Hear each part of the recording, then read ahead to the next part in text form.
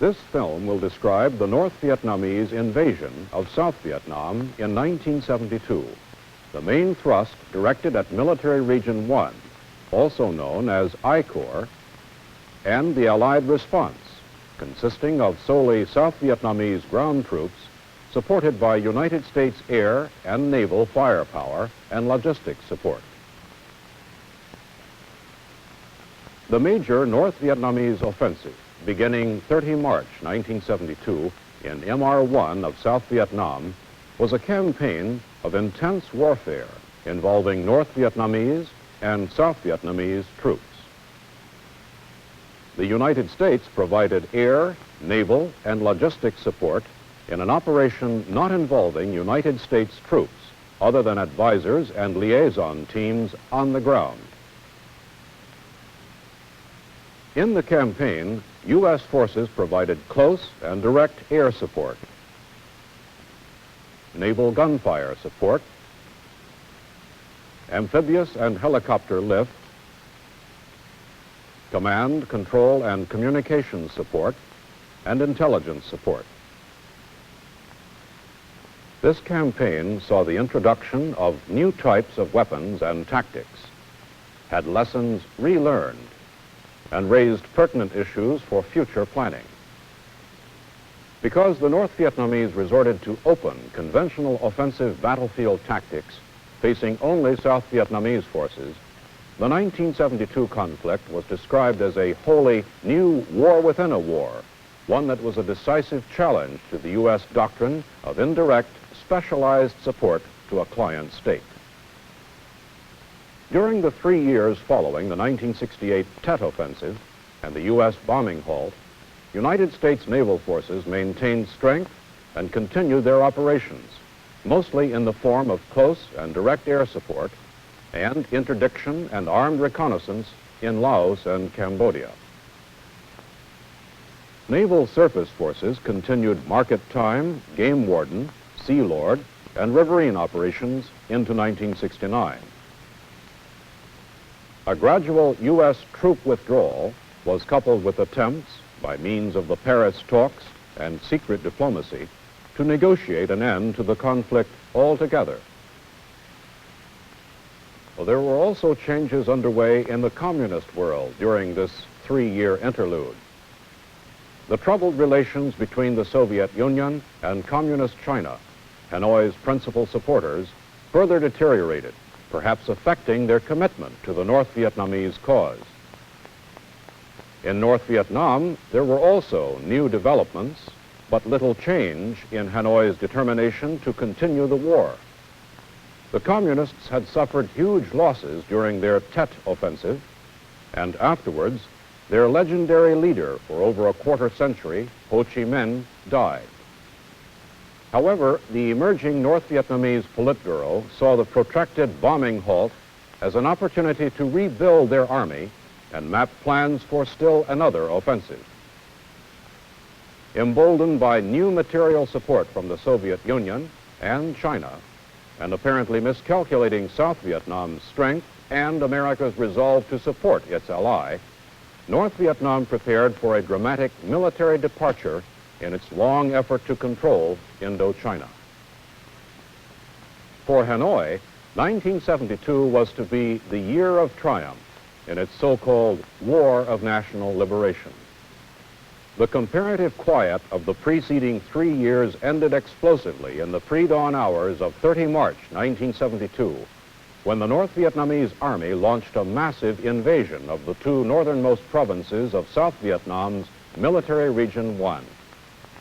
This invasion force consisted of the equivalent of 17 infantry regiments, 3 artillery and rocket launcher regiments, and 2 armored regiments. Coordinated attacks by fire were directed at all South Vietnamese strongholds in the DMZ, fire support bases in Quang Tri province, and the base at Dong Ho. Operation Nguyen Hue, as Hanoi called it, was the start of a countrywide offensive that soon engulfed the central highlands around Kon Tum, the Cambodian border, and An Loc, northwest of Saigon. This film will deal exclusively with the campaign in MR1, scene of the Communists' most important spearhead and where most of the United States Navy's operations in South Vietnam were concentrated. From the initial artillery barrage onwards, the invasion intensity and sophistication of attack patterns indicated that this was an entirely new war. Their tactics were no longer traditional small-scale guerrilla skirmishing, but rather Soviet-styled open conflict, employing several divisions with subordinate regiments in conventional one-up and one-back disposition. Attacks were made by troops equipped with the latest of Soviet-designed small arms and supported by armored personnel carriers and tanks. A heavy volume of pre-targeted fire, including 130mm guns, generally placed beyond reach of counter-battery fire, supported both offensive and defensive operations. The North Vietnamese employed combined tank infantry attacks, supported by artillery and mortars on the forward South Vietnamese positions. And, significantly, the enemy deployed increased anti-aircraft guns as well as missiles well forward and in depth, 12.7 and 23 millimeters forward on mobile mounts, 37 and 57 millimeters placed on successive lines in depth to protect command points, lines of communications, and assembly areas, and 85 millimeters and SAMs were employed in the rear areas. The United States and South Vietnam had smelled an offensive brewing and took preemptive action against it in early 1972. South Vietnamese troops staged disruptive operations against enemy concentrations north of Saigon and in Cambodia. And airstrikes, including B-52 raids, rose substantially in the first quarter of the year. These operations probably did delay the expected offensive beyond the Tet holidays in February. However, United States intelligence had not accurately forecast the direction, timing, or scope of the North Vietnamese offensive. The consensus all along was that the enemy aimed to strike across the central highlands of MR2 and cut South Vietnam in half. But as it turned out, his main effort focused on Hue. In MR1, the Communists were expected to try to seize a few outlying fire support bases for psychological value. No one anticipated the classical combined arms blitz with artillery, armor, and infantry. The most profound intelligence surprise was the unprecedented provision by North Vietnam of extensive and intensive air defense protection for its field forces fighting in South Vietnam. The earlier Allied Lam Son spoiling operation into Laos had encountered similarly formidable firepower, but the logical deduction that this advanced military muscle would find its way into the coming offensive seemed not to be made. To counter North Vietnamese troop concentrations and equipment flow, U.S. air power was required to support South Vietnamese forces with close air support sorties conducted while opposing troops were in contact, direct air support directed against enemy troops in the general area but not in contact, and interdiction missions. Initial U.S. Navy CVA-based tactical aircraft augmentation was achieved by directing the carriers Kitty Hawk and Constellation to the South China Sea, where they joined the Hancock and Coral Sea, and deploying the Midway from the United States some weeks earlier than had been scheduled. Thus, Navy tactical air assets in the South China Sea increased by 130% during April. The U.S. Marine Corps deployed 2 squadrons of F-4s to Da Nang on 8 April to bring its assets up to about 30 aircraft. The first casualties of the Communists' invasion thrust were, of course, the outlying fire support bases and camps. Within 3 days, the South Vietnamese lost the bulk of their artillery. Bad weather during these first days of the invasion prevented many airstrikes by Visual Flight Rules, or VFR, from Task Force 77 carriers. During this critical time, several U.S. destroyers provided valuable backup as sea-based artillery.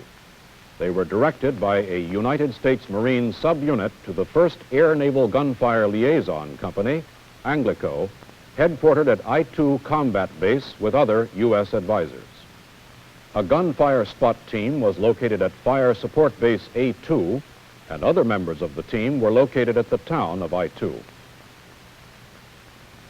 By mid-April, when the weather cleared up, U.S. TAC Air was averaging several hundred VFR attack sorties a day, concentrating mainly west and north of Quang Tri City and around Fire Base Bastogne, which guarded the enemy's traditional route from Laos through the A Shau Valley and thence to Hue. By the 4th week, the North Vietnamese Army captured both Dang Ha and Fire Base Bastogne. Quang Tri City fell on 1 May, and all that blocked the North Vietnamese advance on Hue was a South Vietnamese Marine Brigade. Through the campaign, the United States Marine Corps Air and Naval Gunfire Liaison Company directed timely and powerful, though not precisely measurable, naval gunfire support, usually in concert with airstrikes and artillery.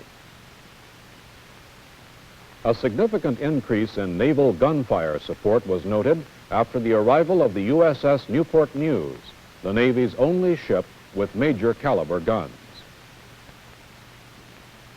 On 2 May, the North Vietnamese concentrated their armor and infantry for a decisive drive on Hue. The South Vietnamese Marines withstood the intense artillery barrage and managed to wipe out several oncoming tanks. Using the burning hulls of the tanks as orientation, a ground-based American Marine advisor fed directions to the forward air controller orbiting overhead. TAC Air, now employing the pave nail designated laser-guided bomb, destroyed the remainder of the tanks. Separated from their armor, the advancing North Vietnamese infantry was then shattered by TAC Air strikes, together with naval gunfire and artillery. Largely because of the threat of this combined firepower, never again would the North Vietnamese Army concentrate its forces to such a degree in its drive on Hue. It was one of the many instances during the MR1 campaign illustrating how potent air support can be in inhibiting the enemy's ability to amass forces along the forward edge of the battle. However, throughout the summer of 1972, the substantial North Vietnamese air defenses, now bolstered by the SA-7 Grail, a man-portable, infrared-guided anti-air missile, posed a serious threat to Allied aircraft, restricting modes of air operations, making them less effective. This increasingly hostile air defense environment forced the forward air controllers, or FAC, above their accustomed 400 to 900 meters AGL to nearly 3,000 meters, compromising their capacity to acquire targets. The improved air defenses also posed an increased hazard to attack aircraft, making low and slow bombing runs. The A-1, for example, that had been flown with such accuracy against armored vehicles during the April battles, proved quite vulnerable in this new environment. It became necessary to employ high-performance aircraft in the delivery of such soft battlefield mainstays as snake-eye retarded bombs and napalm, which must be released below 900 meters for accuracy. Helicopter assaults, long accustomed to a controlled environment with an altitude of 1,000 meters, were forced by the more sophisticated air defenses to now operate along the nap of the earth, thus exposing them to a range of small arms fire. Air support in darkness and in bad weather was also severely degraded. During the first 2 weeks in April, the blanket of northeast monsoon weather convincingly demonstrated that the United States did not possess an all-weather close air support capability that could survive in a hostile battlefield air defense environment. U.S. all-weather systems displayed serious limitations. For example, the Air Force Spectre gunship had beacon system reliability problems and proved too vulnerable. And the A-6A's airborne moving target indicator required low, vulnerable flight profiles. Throughout May, the North Vietnamese made repeated major efforts to break South Vietnam's defense line along the My Chan River north of Hue, using a multi-battalion force backed up by armor and artillery. But each time they were repulsed and counterattacked by the South Vietnamese, supported by TAC air and naval gunfire. One of several successful spoiling attacks behind the lines involved a combined helicopter-amphibious assault. 2 battalions of South Vietnamese troops were carried by U.S. Marine Corps helicopters, and 1 battalion came across the coast in U.S. LVTP-5s. By the end of May, the psychological and material initiative was shifting to South Vietnam and its American ally. At a cost of thousands of troops, weapons, and armor, North Vietnam had failed to breach the Hue defenses. Throughout June, South Vietnam readied for a counterattack to retake Quang Tri City and hopefully the DMZ. And on 27 June, Saigon's forces swung over to the offensive. As part of the operation, another large helicopter assault involving over 1,000 South Vietnamese Marines was launched, requiring the helicopters and amphibious shipping of 2 United States Marine Air units in support. The North Vietnamese troops offered little resistance overall, and by the first week, all of the preliminary objectives were achieved, short of Quang Tri City itself, which the Communists appeared ready to abandon. And then the South Vietnamese made a critical error. They decided to pause and would try to seize the city only after a careful and extensive fire plan was drawn up. Now, this hesitation cost the South Vietnamese their momentum and allowed the North Vietnamese to organize a die-hard resistance. It also revealed a chronic tendency of the South Vietnamese commanders to call in airstrikes, precisely because they were so easily summoned and were often effective. Nearly 2 weeks of bitter ground fighting, supported by massive VFR TAC air support, artillery, and naval gunfire, were needed before the South Vietnamese could break the enemy's Quang Tri defense line and pave the way for the eventual capture of Quang Tri City. And finally, after a grinding war of attrition throughout the summer, 2 brigades of South Vietnamese Marines seized the Quang Tri Citadel on 16 September. They were backed up by an in-depth fire barrage, including 883 U.S. TAC air sorties. And within a few days, most of the city, if not the province of Quang Tri, was secure. It is difficult to relate the activities and troop movements of the enemy directly to the close air support sorties flown by the United States and South Vietnamese air forces, as well as naval gunfire support. However, it would seem that the thousands of sorties flown throughout the year, especially those coming during the critical months of April and May against enemy positions in South Vietnam, contributed substantially to halting the North Vietnamese advance. Still in all, in the campaign's final weeks, in spite of the fact that the Allies enjoyed substantial firepower superiority and were using 4 dedicated forward air controllers over the forward edge of the battle area, North Vietnam was able to stymie the progress of some of South Vietnam's best troops for well over 2 months. But beyond mere exchange ratios between offense and defense generated from the MR1 campaign, there were important lessons learned and issues raised for future application. 1. Despite a sophisticated intelligence and surveillance capability and several indicative clues, United States and South Vietnamese commanders did not accurately perceive the direction, nature, and timing of the forthcoming North Vietnamese offensive. The result was surprise compounded into shock during the first days of the invasion. The main attack across the DMZ, a departure from the long-standing North Vietnamese strategy of severing South Vietnam by a thrust across MR2 from the Central Highlands, was not anticipated, nor was their shift from guerrilla tactics to combined arms warfare. The lesson has to be relearned throughout military history that preconceived notions about enemy intentions must not be allowed to influence the interpretation of intelligence and the selection of courses of action. 2, because it was easily summoned and often effective, South Vietnamese commanders became somewhat addicted to the use of TAC air. Their tendency to call in airstrikes caused them to lose momentum and initiative at critical points in their counteroffensive to retake Quang Tri City. TAC air does not substitute for leadership and initiative on the ground and is limited in compensating for other shortcomings in forces.